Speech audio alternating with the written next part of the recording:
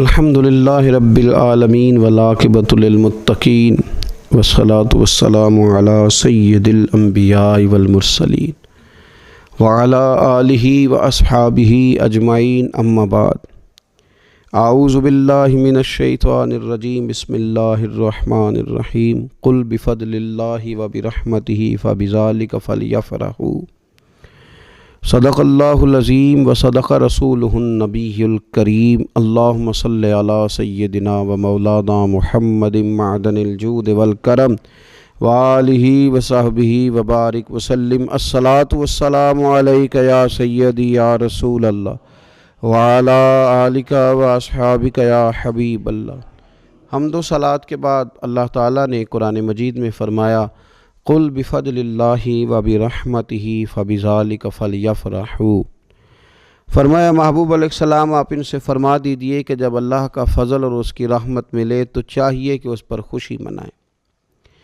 اسلام خوشی کا، مسرت کا، راضی ہونے کا پورا موقع فراہم کرتا ہے۔ اسلام یہ کہتا ہے کہ اللہ کے فضل اور اس کی رحمت کے موقع پر تمہیں اظہار مسرت کرنا چاہیے، خوش ہونا چاہیے، لیکن یہ کہ ہمیں خوشی کے طریقے بھی بتلاتا ہے اسلام۔ اب ہم نے یہ کیا ہے کہ ہم نے اپنے دکھوں کا رشتہ تو اپنے دین کے ساتھ جوڑ لیا ہے۔ کسی کے انتقال پر تو قرآن پاک کی تلاوت ہوتی ہے، وظائف پڑھے جاتے ہیں، ایصال ثواب کی تقریبات کے اندر تو تلاوت ہوتی ہے، نعت ہوتی ہے، وعظ و نصیحت کی مجالس ہوتی ہیں، لیکن جب خوشی کا موقع آتا ہے تو پھر ہم دین سے دور ہو جاتے ہیں۔ ہم نے دکھ سارے دین سے وابستہ کر لیے، اور سکھوں کے موقع پر بالکل ہم دین کو نہ صرف یہ کہ بھول جاتے ہیں بلکہ محسوس ہوتا ہے کہ جیسے ہم صرف اپنی برادری، قبیلے اور علاقے کے رسم و رواج کے پابند رہ گئے ہیں۔ بڑے بڑے حاجی، نمازی، نیک، اچھے کہلانے والے لوگ بھی تھوڑی سی عدم توجہی کا اظہار کرتے ہیں، اور وہ چیز بڑی تکلیف کا باعث بنتی ہے کہ کیا رب رسول سے صرف دکھوں کا رشتہ ہے؟ معاذ اللہ۔ ہر قوم کوئی نہ کوئی تہوار مناتی ہے، اور لوگ چونکہ معاشرہ انفرادی سطح پر بھی راضی رہنا چاہتا ہے اور اجتماعی ماحول بھی فراہم کرنا چاہتا ہے، قومیں بڑے بڑے تہوار مناتی ہیں، میلوں کا بندوبست کرتی ہیں، دن منائے جاتے ہیں۔ اسلام کے اندر بھی دن منائے جاتے ہیں، اور بڑی قریب ایک دن آنے والا ہے جسے عید الفطر کہا جاتا ہے۔ لیکن اسلام کے تہوار باقی قوموں کو یہ بتاتے ہیں کہ تہوار منائے کس طرح جاتے ہیں۔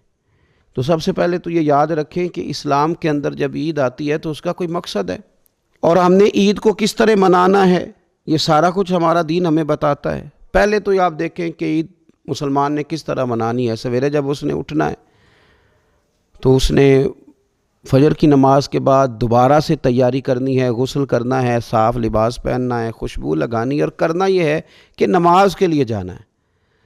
اس کے عید کا آغاز، اس کے اس خوبصورت تہوار کا آغاز اللہ تبارک و تعالیٰ کی عبادت سے ہو رہا ہے، اور عید منا کب رہا ہے؟ رمضان کے 30 روزے پورے کرنے کے بعد، یا 29 کا چاند دیکھنے کے بعد۔ تو سب سے پہلے ہمیں یہ بتایا جا رہا ہے کہ جب تم عید مناؤ گے تو تم سجدہ شکر کے ساتھ مناؤ گے، اپنے رب کے ساتھ جوڑ کے مناؤ گے، اللہ تبارک و تعالیٰ کی عبادت کے ساتھ مناؤ گے۔ تو اس میں کوئی شور و غوغا نہیں، کوئی ریلیاں نہیں، کوئی جلوس نہیں، کوئی پٹاخے نہیں، کوئی گانا باجا نہیں۔ اللہ کی عبادت کے ساتھ بتایا جائے گا کہ تمہارا جو تہوار ہے وہ تہذیب کا، شائستگی کا، خوبصورتی کا، نظم و نسق کا ایک بہترین ذریعہ۔ تم بڑے راضی جب ہوگے تو پھر بھی تم اپنا ساری جھکاؤ گے رب کی بارگاہ میں، پھر بھی تم یہی کہو گے سبحان ربی العظیم، پھر بھی تم یہی کہو گے سبحان ربی الاعلیٰ، پھر بھی تم اس کی بارگاہ میں جبین نیاز جھکاؤ گے۔ پہلی بات۔ دوسری بات، ہمیں پیغام میں عید یہ ہے کہ یہ جو تمہارے پاس عید کا دن آیا ہے یہ اجتماعیت کا دن ہے۔ آپ جب صف میں کھڑے ہوں گے نماز عید کے لیے تو کیا امیروں کی صفیں علیحدہ ہوں گی؟ غریبوں کی الگ ہوں گی؟ کیا پڑھے لکھوں کی الگ ہوں گی اور ان پڑھ لوگوں کی الگ ہوں گی؟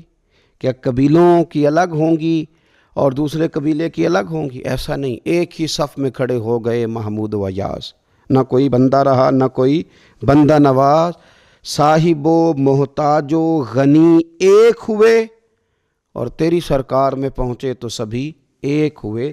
اجتماعیت کا اظہار ہے، اجتماعیت کا۔ عید کا پیغام اجتماعیت کا اظہار۔ اور پھر نماز عید ختم ہوئی تو سب نے ایک دوسرے کو گلے لگایا، غریب نے امیر کو، امیر نے غریب کو، پہلے ایک صف میں نماز پڑھی پھر گلے لگایا، چھوٹے نے بڑے کو، بڑے نے چھوٹے کو، سب ایک دوسرے کے ساتھ محبت کا رشتہ قائم رکھنے لگے۔ تو عید نے دوسرا پیغام اجتماعیت کا دیا کہ تم اللہ تبارک و تعالیٰ کی توحید کے نام پر، تم رسول پاک صلی اللہ تعالیٰ علیہ وسلم کی غلامی کے نام پر ایک ہو ایک۔ ہزاروں قومیں وجود میں آئیں دہر میں خشک و تر کے رشتے سے، پر ہم نے بنیاد دوستی رکھی یاد خیر البشر کے رشتے سے۔ اور اقبال کہنے لگے اپنی ملت پر قیاس اقوام مغرب سے نہ کر، خاص ہے ترکیب میں قوم رسول ہاشمی۔ یہ جو نماز پڑھ رہے ہیں اور بعد میں گلے مل رہے ہیں، ان کا ایک ہی تعارف ہے کہ یہ رسول ہاشمی کی قوم ہے۔ یہ تعارف اجتماعیت کا درس، پیار کا درس، مساوات کا درس، چھوٹے بڑے کے فرق کو ختم کرنے کا درس، امیر غریب کی تفریق مٹانے کا درس، اس کا نام عید ہے۔ تیسری بات آپ یہ دیکھیں کہ کوئی بھی ہمارا موقع ہے نا تو اسلام نے اس پر کچھ تعلیمات دی ہیں۔ اگر آپ کو اللہ بیٹا دیتا ہے، بیٹی دیتا ہے، تو اس کا عقیقہ کرنا ہے، دوسروں کو کھانا کھلانا ہے۔ اگر اللہ نے شادی کا موقع دیا تو سنت ہے ولیمہ کرنا ہے، لوگوں کو کھانا کھلانا ہے۔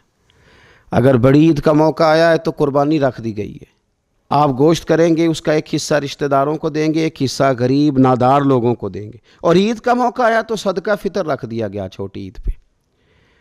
اور صاحب نصاب پر زکوٰۃ بھی فرض کر دی گئی، جو بالعموم رمضان میں ہی دی جاتی ہے۔ رمضان میں زیادہ تر مسلمان دینے کی کوشش کرتے ہیں۔ تو اس سے کیا ہوتا ہے کہ انسان اپنی خوشیاں دوسروں کے ساتھ بھی جوڑتا ہے۔ وہ اکیلے خوشی نہیں منا رہا، وہ دوسروں کے ساتھ اپنی خوشیوں کو جوڑ رہا ہے، غریب کو کھانا کھلا رہا ہے۔ اور نبی پاک صلی اللہ علیہ وسلم نے فرمایا وہ دعوت بڑی ملعون ہے، وہ بڑی لعنت والی دعوت ہے کہ کسی نے دعوت پکائی اور صرف امیروں کو دعوت دی جائے، غریبوں کو نہ دی جائے۔ سیاسی افطاریاں کرائی جائیں اور ولیمے پہ بھی اگر اپنے بیٹے کے بلایا جائے تو امیر لوگوں کو، سیاسی لوگوں کو، بڑے لوگوں کو دعوت دی جائے۔ دعوت تو خیر والی وہ ہے جس میں چھوٹا بڑا امیر غریب سب شریک ہو۔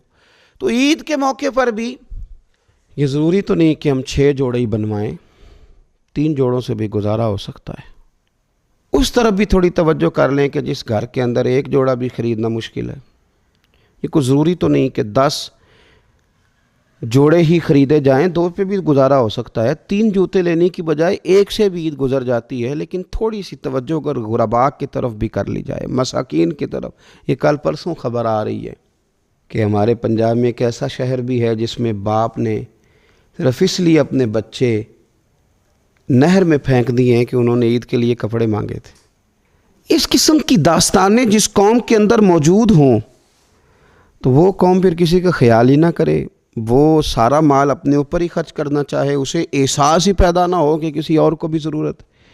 تو عید ہمیں موقع دیتی ہے۔ بزرگوں نے لکھا ہے کہ یہ جو عید پہ کہا گیا نا کہ ایک رستے جاؤ اور دوسرے رستے سے واپس آؤ، تو اس میں بھی شاید ایک حکمت ہمیں یہ بھی نظر آتی ہے کہ کئی دفعہ ایک گلی سے گزریں تو گزرتے وقت خیال آتا ہے کہ یار یہ گھر ایسا ہے، دیکھ کے پتہ چلتا ہے کہ جو غریب ہے مجھے تھوڑا ان کا خیال رکھنا چاہیے۔ پھر دوسری سائڈ سے واپس آؤ، شاید تمہیں گھر بیٹھے یاد نہ آئے اور مکان دیکھ کے تمہیں سمجھ آ جائے کہ یہاں تو شاید روٹی بھی وقت پہ نہ پکتی ہو، اتنے غریب ہیں۔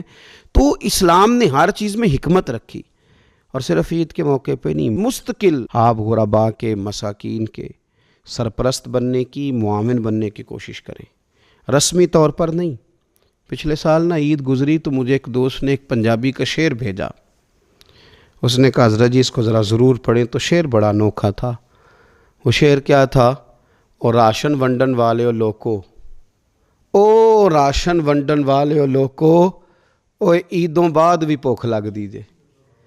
عید کے بعد بھول ہی گئے تم؟ مستقل بنیادوں پر کوشش کریں کہ آپ معاون بنیں، غرباء کے، مساکین کے، یتیموں کے، ان لوگوں کی مدد کریں۔ حضرت بشیر بن عقبہ رضی اللہ تعالیٰ عنہ فرماتے ہیں کہ میرے والد جنگ احد میں شہید ہو گئے تھے اور میں ایک کونے میں کھڑا رو رہا تھا، تو نبی پاک صلی اللہ تعالیٰ علیہ وسلم نے مجھے دلاسا بھی دیا، دست شفقت بھی رکھا، تو میں نے کہا حضور میرے والد چلے گئے تو کیا بنے گا؟ تو کیا انداز حضور نے اختیار کیا اور کیا انہیں عظیم نسبتوں سے نواز دیا۔ حضور فرمانے لگے اے بشیر بن عقبہ، تو پسند نہیں کرتا کہ فاطمہ تیری بہن بن جائے، عائشہ تیری ماں بن جائے اور محمد تیرے والد بن جائیں صلی اللہ تعالیٰ علیہ وسلم؟ مستقل تجھے رشتے نہ دے دیے جائیں، مستقل ہی تجھے سہارا نہ دے دیا جائے، مستقل بنیادوں پر ہی تیرا خیال نہ رکھا جائے؟ تو عید پر، رمضان میں بالعموم اور عید کے بعد بھی کوشش فرمائیں کہ آپ مستقل بنیادوں پر غرباء اور مساکین کا خیال کریں۔ اللہ تبارک و تعالی ہمیں عید کے پیغام کو بھی سمجھنے کی توفیق عطا فرمائے۔ آخر دعوانا الحمدللہ رب العالمین۔